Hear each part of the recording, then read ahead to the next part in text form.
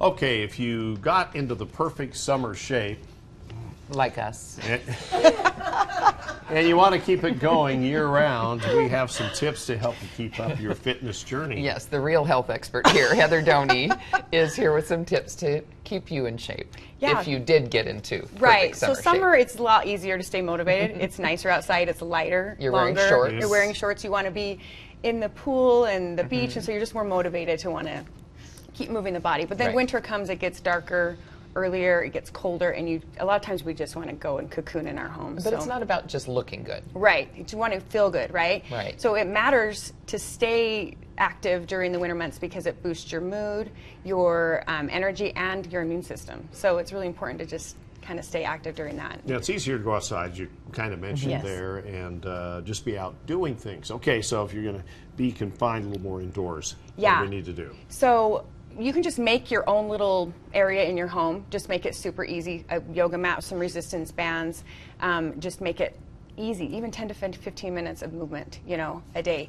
But a kind of we have the treadmills, right? But a newer thing has been the walking pad. I don't know if you guys have seen or heard about those. Those became really popular this last year, And I got one at the end of February, so I used it kind of the end of winter. But they're like a mini treadmill, and you can just slide them under your bed. You can put them under your desk, so you guys could walk on them here while you're That's a good idea. on there. No, so then, and so it's just easy to be able to just move it in and out of areas, but still get that movement going. So walking mat, does it move? Yeah, it moves just like a treadmill, so it's just a walking pad, but it's just a smaller version. There are options where you have handles where if you want that balance. Mine doesn't have a handle on it, so. But that's a really good option. Running. Yeah, exactly. So just bring the walking that you would typically do outside, just bring it inside. So probably not too expensive. No, they're not. You can find them on Amazon for $100, $200, so they're not that bad. So that's a really good way to bring your walking inside. So another tip you have is to work out or move with your kids. Yeah, that's a really good way. It's staying motivated and having accountability. So you could do that with your kids, you could do it with a spouse, with a friend. Just find simple things to keep that movement going, and having other people help you be accountable really helps with that. There's apps that you can use to help you stay motivated. Also, there's a lot of health influencers on social media. They'll do challenges during the winter. So if you need a good challenge, that's a good way to help stay motivated. Like a certain amount of miles or minutes or something like that. Do you do that? Speaking of influencers. I do it every now and then. I teach a group health coaching program for women, and so I do it a couple times a year. So I'll have a new one coming in January and I do challenges in my group coaching. So and I guess team sports, leagues, those kinds of things are good for winter. Yes. So just find obviously something that's indoors. Here in Utah, we have the cold. So I'm one that hates the cold, so I will do stuff indoors. You can also find sports outside if you like skiing, snowshoeing, snowboarding. You can definitely do those through the winter. Those are not my thing.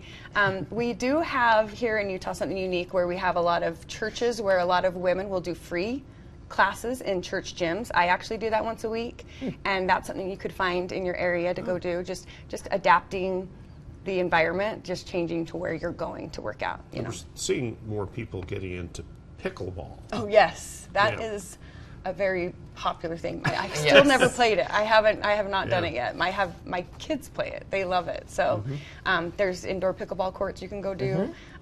So just finding, there's indoor tracks you can go find as well. A lot of the community rec centers have those indoor tracks, like around the basketball court or up above. Exactly. Yeah. Just finding those places where you can just bring everything indoors if you don't like being in the outdoors. Those pickleball courts are probably taking over the basketball courts, though, right? Well, probably.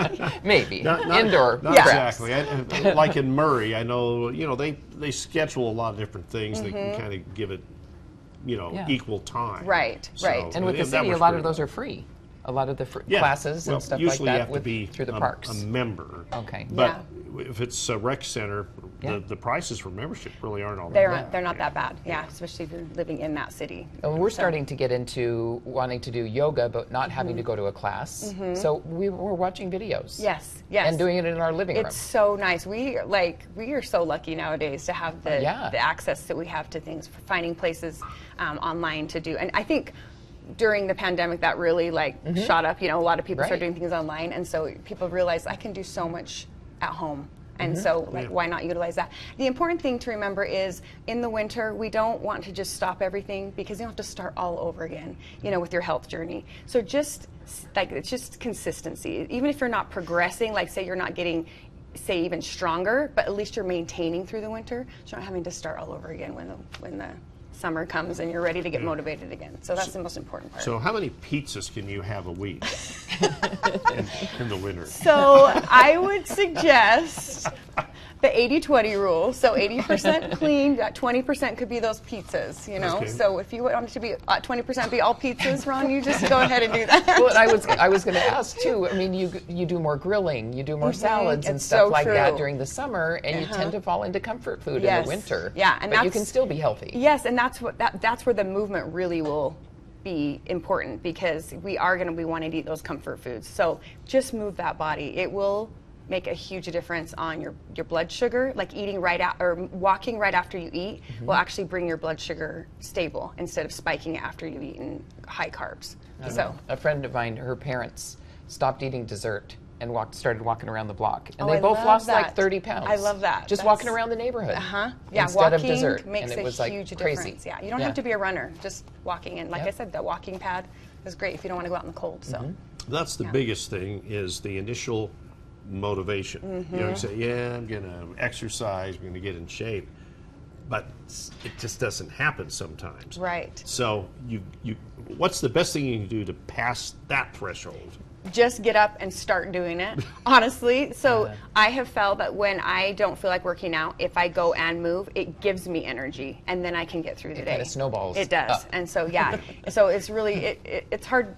It's easy to say, I guess, to just get up and just start moving. But like I said, 10 to 15 minutes of movement a day can make a big difference. Start out saying, okay, just 5 minutes. Just go do it. Yeah, and exactly. then it'll stretch into 10. And that's what I teach in my group coaching program. It's just little by little habits that we integrate. So I also do teach a pump class in Lehigh 3 days a week. It's a weights class with light weights, and I just started doing that just this last couple weeks. So yeah, so you can find lots of different places. And what's your Instagram? It's the Heather Doney, and it's just a mix of my lifestyle with mixed in. Used to just be healthy habits with Heather, but now I've integrated more things into my life. So, but you can find a lot of my information on there and how to join my group coaching and my pump classes. All right, cool. Well, thank you very much, Heather.